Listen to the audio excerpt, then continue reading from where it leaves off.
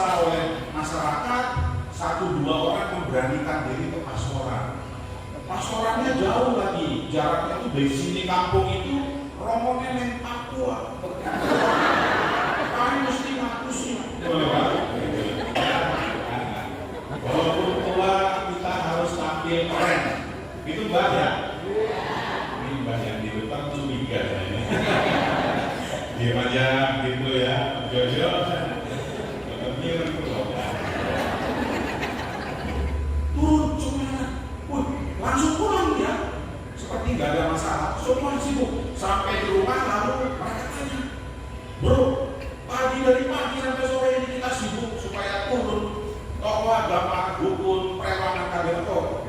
Kue orang medul. Ini rombongan ini kue orang mereka toko, kue medul. Dia bilang, yo saya takut lah rombongan ngancam.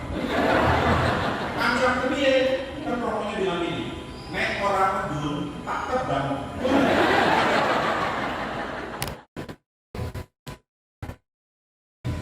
Konsultan untuk khotbah ini Mas Kono. Karena saya harus tanya beliau, apakah saya sudah pernah cerita ini, cerita itu di sini, itulah. Tadi di Agustus saya tanya, saya sudah pernah cerita ini. Sono bilang sudah. Waktu pertemuan lansia tahun lalu. Nah, ini barusan saya tanya lagi, cerita ini sudah pernah atau belum? Beliau bilang belum. Mudah-mudahan beliau nggak keliru ya, supaya saya nggak ngulang. Nanti kalau cerita ini sudah pernah didengarkan, panjenengan semua pura-pura aja belum pernah mendengar. Dan kalaupun lucu, pura-pura ketawa aja. Pokoknya kita pura-pura ketawa. Ini semua tua-tua ini telinganya bagus kan? Karena kan tua itu biasanya nanti rombongannya udah cerita lucu tapi diem aja. Ketika ditanya kok nggak ketawa, maaf Romo, belum ternyeren. Romonya bisa meninggal ya. Yang dikorbai ternyata tuli gitu.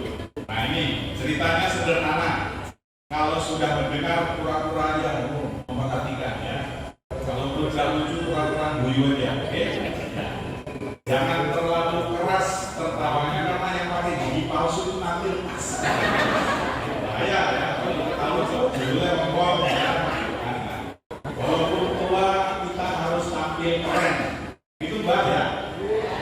Ini Mbak yang di depan curiga ini. Diam aja gitu ya, Jojo.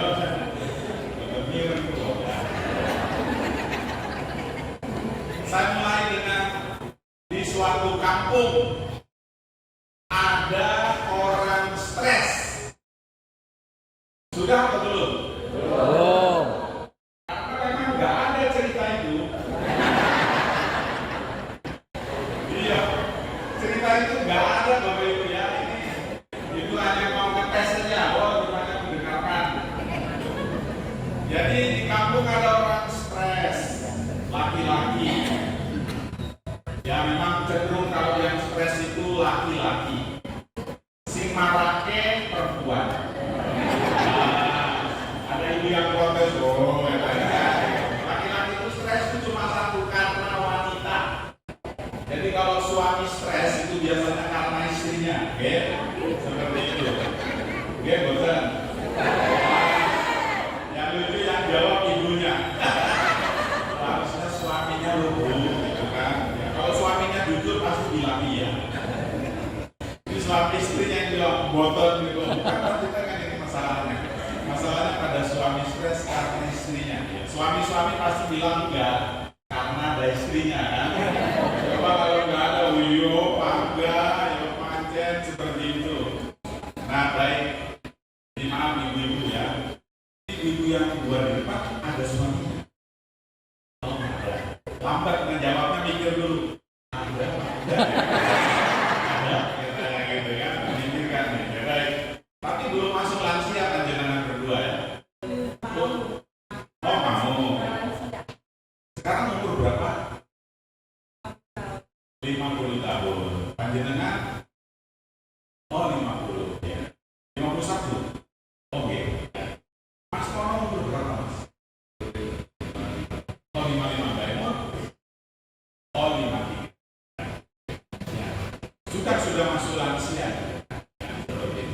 Anda berdua juga sudah masuk lansia. Saya sudah tua, Bapak Asmono juga. Tandanya orang tua itu rambutnya putih.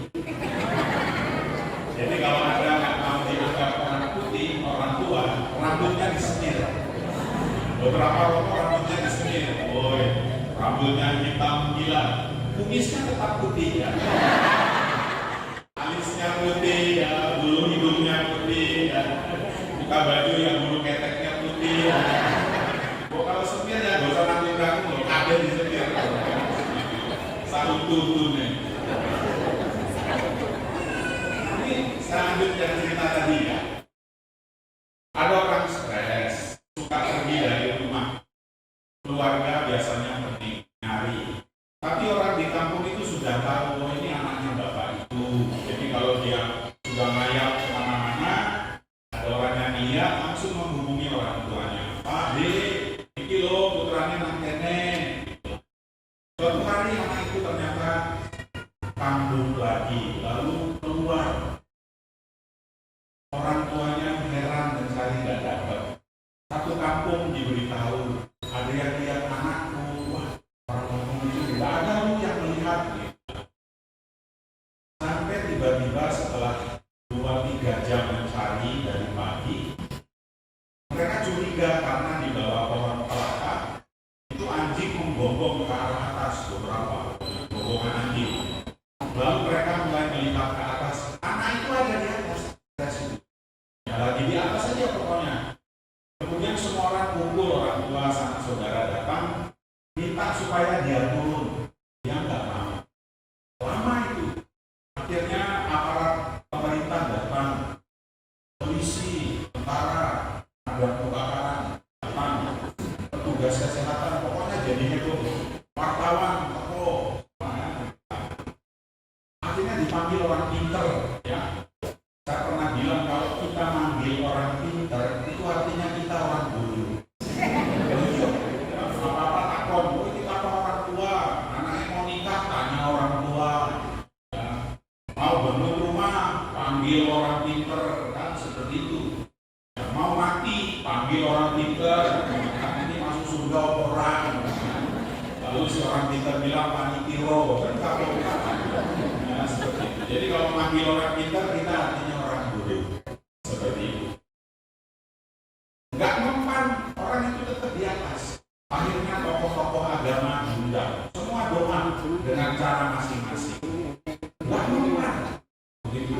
Sampai orang-orang kampung itu sadar, woi, seluruh tokoh agama sudah datang ini, kecuali yang Katolik, Romo Mendi. Wah, kan? Umat Katolik itu kan udah ngomongnya nggak ramah, ya. Seperti itu nesuan, kan? Urusan kayak begini mana mau Romo kan? Seperti itu. Tapi ya karena dipaksa oleh masyarakat, 1-2 orang memberanikan diri ke pastoran. Pastorannya jauh lagi, jaraknya itu dari sini kampung itu Romo Neneng Papua. Kami mesti ngaku sih. Enggak lah, Romo datang ya. Sambil urusan gini kok manggil saya. Romo-romo kan seperti itu biasanya. Yo, orang. Kecuali Romo Asono. Yang lain bohong ya. Saya termasuk sih, saya males urusan kayak gini kan. Klinik soalnya kan. Tapi karena dipaksa Romonya datang. Semua orang melihat Romonya terkogi. Romonya terkogi.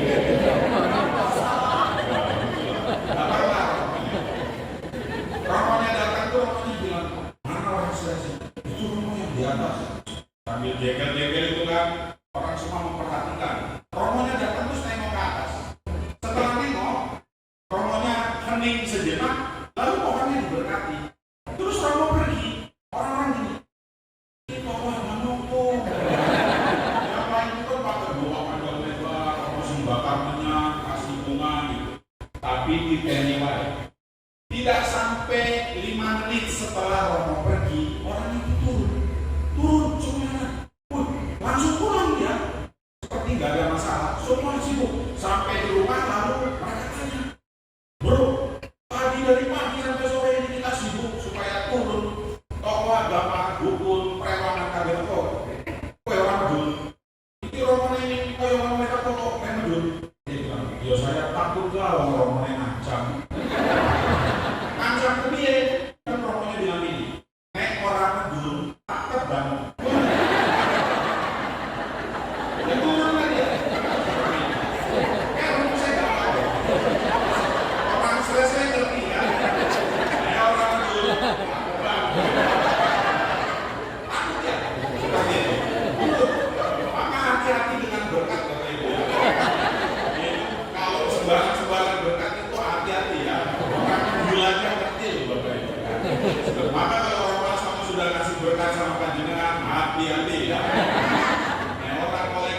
mendem.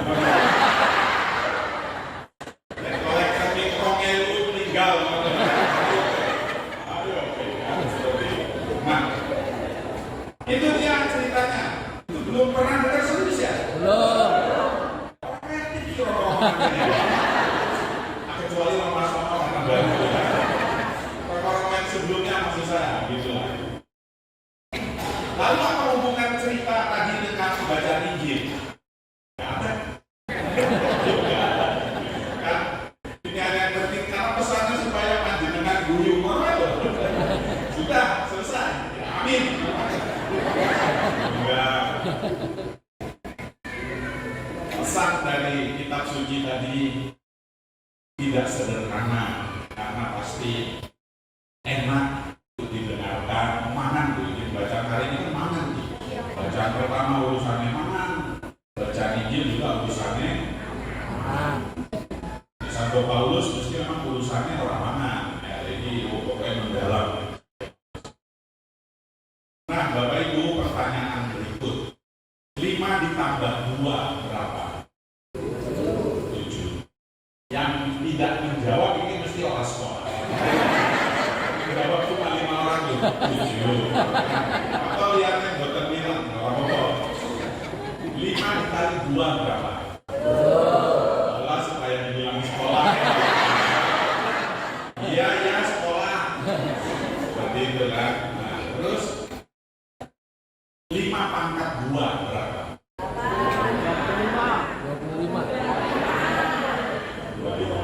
Yang jawab mesti guru.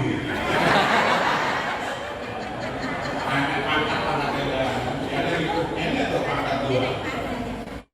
Nah, tadi di kitab suci 5 tambah 2 berapa? Sering orang bilang 5 tambah 2 12 gitu kan. Lupa ya, itu yang makan ribuan orang tuh. Nah, tapi kalau teka-teki kan gitu, ayo 5 ditambah 2 sama dengan 12 gimana gitu. Oh enggak, 5 tambah 12 itu sudah sampai dengan 5.000. Itu pun baru terhitung laki. Nah, kalau ditanya begini, 5 tambah 2 sisanya berapa? Baru jawabnya 12. Kalau jangan bilang 5 ditambah 2 sama dengan berapa? 12. Ribuan yang makan. Itu baru laki-laki aja 5.000. Belum terhitung ibu-ibu dan anak. Kalau ke gereja mingguan, jumlah laki-laki dan wanita lebih banyak mana? Wanita. Ya kan? Jadi kita bisa bayangkan dulu yang mengikuti Yesus pasti lebih banyak wanita. Ibu-ibu kalau pergi nggak mungkin sendiri, bawa anak. Itu. Jadi jumlahnya itu banyak sekali dan semua makan. Hebat kan Tuhan kita. Tapi mujizat yang utama dari situ bukan pertama-tama soal Yesus memberi makan 5.000 orang laki-laki, belum terhitung wanita dan anak-anak. Itu gampang bagi Tuhan.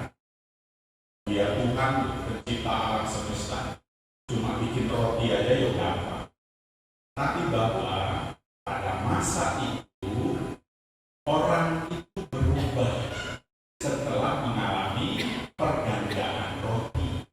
Berubahnya gimana? Yang mengikuti Yesus waktu itu kemungkinan bukan hanya orang Yahudi, ada juga orang-orang bukan Yahudi. Sementara dalam tradisi Yahudi, kalau orang Yahudi makan bersama orang yang bukan Yahudi, itu dianggap najis. Tidak boleh itu. Tapi ketika Yesus mempergandakan roti, mereka makan bersama-sama. Ada perubahan mental yang tadinya menajis-najiskan orang, mengharam-haramkan orang lain. Sekarang mereka bisa bersama, bersatu, makan bareng, gembira gembira, kenyang bersama. Itu yang namanya lapar dan kenyang itu kan nggak ada agamanya, ya kan seperti itu. Maka Bapak Ibu Saudara-saudari, dalam mujizat yang Tuhan buat hari ini, pertama-tama bukan soal rotinya jadi banyak, tapi bahwa mentalitas orang berubah. Yang tadinya mengucilkan, diskriminasi, gak mau bergaul dengan si A, si B, sekarang semua bersama, makan bareng, kenyang bareng, bahagia bareng. Maka kita pun terhadap siapapun hendaknya berbagi, makan bareng, sukacita bareng, gembira bersama. Ringan sama dijinjing, berat sama diikut. Mulai dari lingkungan kita. Yang terakhir, kenapa sisa 12 bakul? Itu menjadi simbol bahwa berkat Allah, rahmat Allah, kebaikan Allah itu melimpah ruah, tidak terbatas. Setelah semua makan kenyang, masih ada sisa berlimpah-limpah. Dari rahmatnya Allah, berkatnya Allah, kebahagiaan dari Allah yang datang lewat putranya, Tuhan kita Yesus Kristus, senantiasa berlimpah. Dalam perayaan Ekaristi ini pun, simbol makanan, surkan nanti altar. Tuhan sendiri menjadi santapan kita. Kita diberi tubuh dan darah.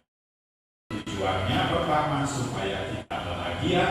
Yang kedua, setelah pisah, Romo akan mengatakan kita bisa kita diutus untuk mewartakan kabar gembira, kebahagiaan kita yang dialami bersama Yesus kepada siapapun yang dijumpai. Tidak usah khawatir, Roh Kudus menyertai kita. Amin. Amin dulu. Tiba-tiba di sini udah capek ya, lelah ya, dimaklumi, masih tua. Masih kuat, Mbak? Oh iya, langsung masih kuat. Yang depan ini yang loyo dan yang amin ini mereka. Sambil anu. Ya segala, karena sama teman kita amin saja. Kita lanjutkan. Monggo.